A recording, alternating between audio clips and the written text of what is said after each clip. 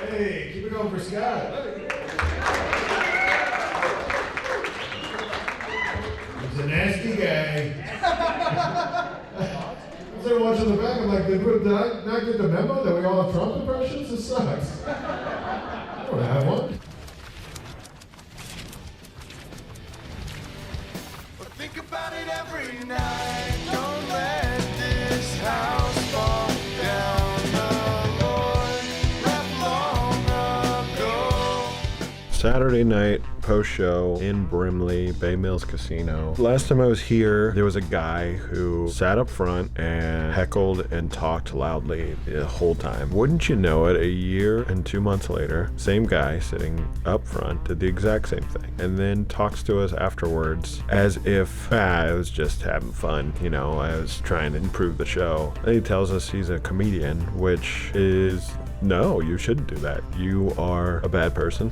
You are a bad comedian. You shouldn't do that. Every comedy show, by and large, is a fake conversation with the audience. The best comics write in such a way that it feels as if they're coming up with all these thoughts on the top of their head. It's a magic trick and makes it feel very conversational. And when someone is just talking loudly the whole time, you're ruining the show for everyone around you who paid, and you're messing up the comic's timing and delivery. And there were times when I was talking into the microphone and they were louder than me just talking. Whoa, hey guys. I'm talking into a microphone and you were louder than me, you two drunk assholes.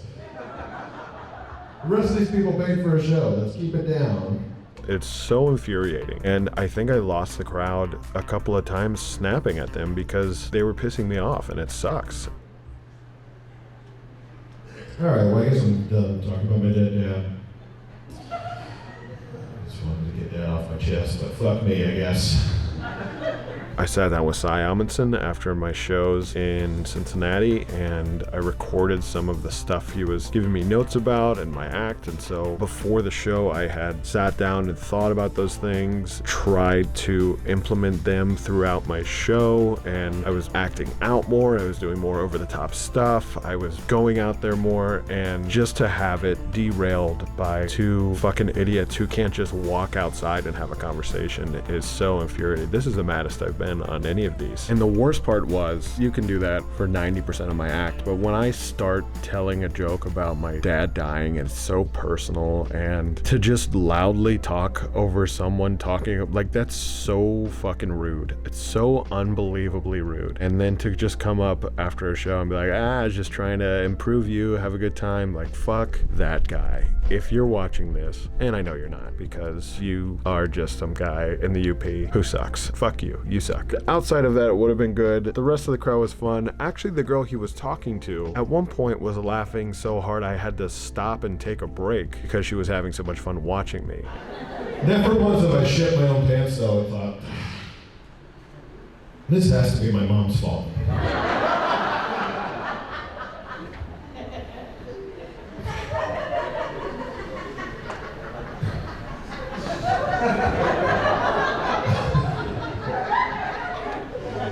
Great.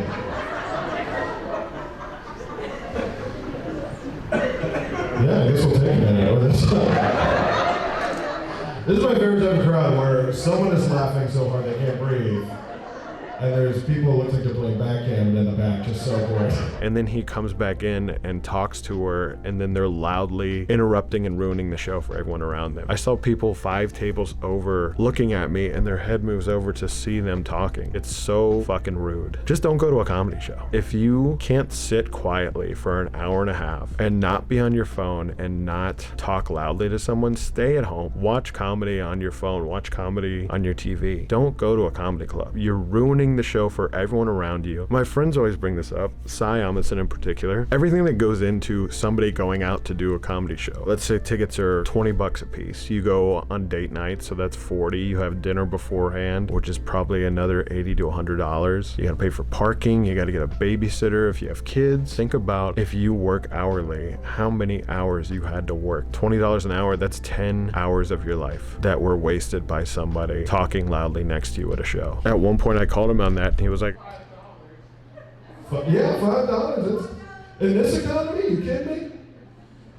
That's almost 1.3 gallons of gas. I mean, that's a lot of money.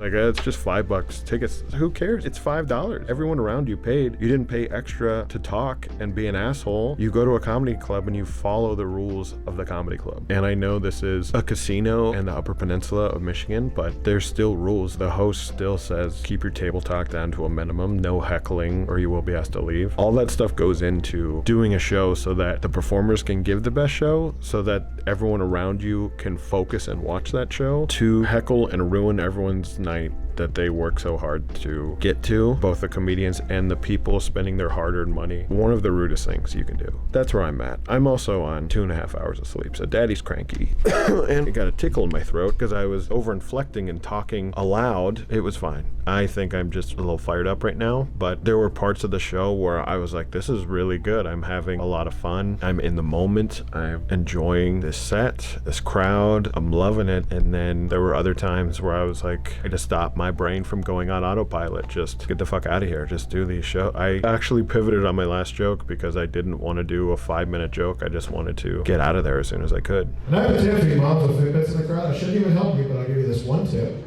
It's just on one wrist. There's none of that to do this. Just this. It's like I gotta do it. All right, I gotta go, guys. Thank you very much. Come say hi in the back. It's 10 o'clock now.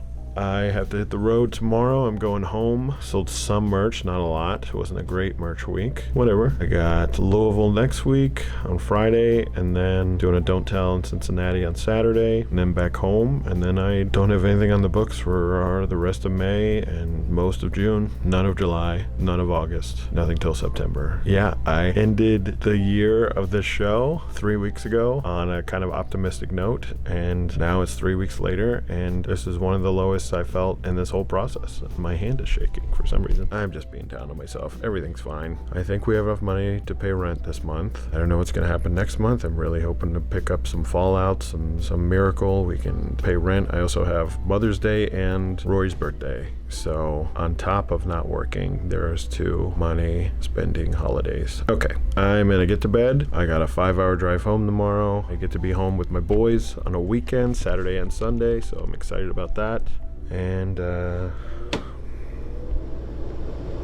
that's it.